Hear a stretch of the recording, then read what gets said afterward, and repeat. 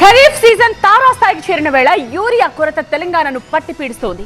దుకాణాల ముందు రైతులు రోజుల తరబడి పడిగాపులు కాస్తూ ఆందోళనలు చేపడుతున్న పరిస్థితి.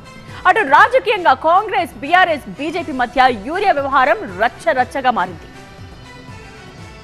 యూరియా సంక్షోభం తెలంగాణలో రోజురోజుకు తీవ్రమవుతోంది. మిస్మేనేజ్మెంట్, బ్లాక్ మార్కెటింగ్, పంపిణీలో అసమానతలు చోటు చేసుకుంటున్నాయనే ఆరోపణలు జోరందుకుంటున్నాయి. సన్నాలకు ప్రభుత్వం బోనస్ ప్రకటించడంతో ఈసారి సాగు విస్తీర్ణం బాగా పెరిగింది. గతేడాది ఖరీఫ్ సీజన్ లో 91.21 లక్షల హెక్టార్లలో పంటలు సాగు చేస్తే ఈసారి అది 118.69 లక్షల హెక్టార్లకు పెరిగింది. ఇవన్నీ కూడా యూరియా డిమాండ్ ను బాగా పెంచుతున్నాయి. 24 గంటలు నిలబడి నిన్న పొద్దుగుకులు నిలబడిపోయినా మళ్ళీ ఈ రోజు నిలబడ్డాం.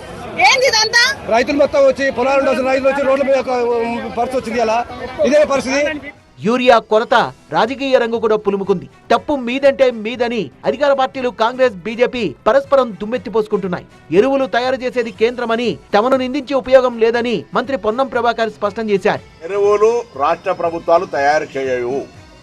ఎలక్ట్రిసిటీ లేకపోతే విత్తనాలు లేకపోతే రాష్ట్ర ప్రభుత్వం, ఎరువులు కేంద్రము.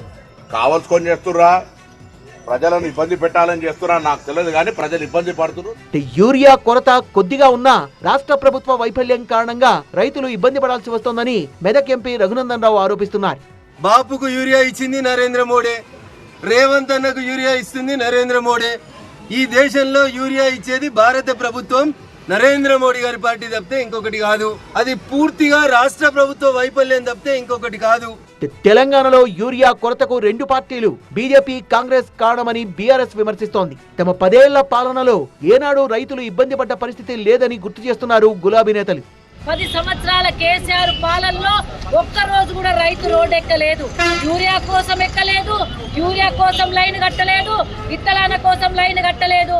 తెలంగాణలో యూరియా కొరతకు అనేక కారణాలు కనిపిస్తున్నాయి. అధికారిక సమాచారం ప్రకారం ఈ ఖరీఫ్ సీజన్ కోసం తెలంగాణకు కేంద్ర ప్రభుత్వం 9.8 లక్షల మెట్రిక్ టన్నుల యూరియాను కేటాయించింది. ఇందులో ఆగస్టు నాటికి 8.3 లక్షల మెట్రిక్ టన్నులు అవసరం. కానీ రాష్ట్రానికి ఇప్పటి వరకు వచ్చింది 5.42 లక్షల మెట్రిక్ టన్నులు మాత్రమే.